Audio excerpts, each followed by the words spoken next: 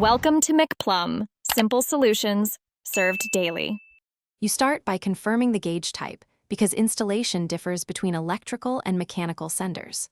Once done, disconnect the battery and put on gloves. Make sure no accidental starts occur.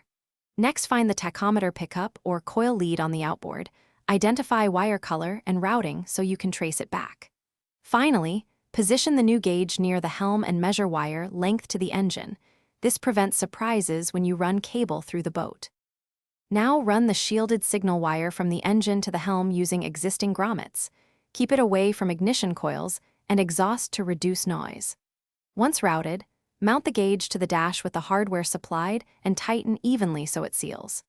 Then connect the signal conductor to the tach pickup, attach switch 12V through an inline fuse to the gauge power terminal, and tie the gauge ground to a common chassis ground. This ensures accurate readings and prevents stray voltage.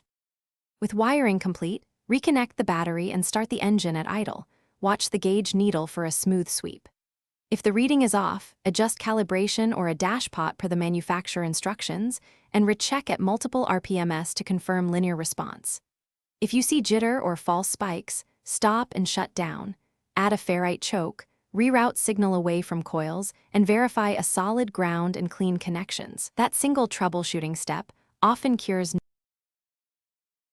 Thanks for watching. Stay juicy and subscribe.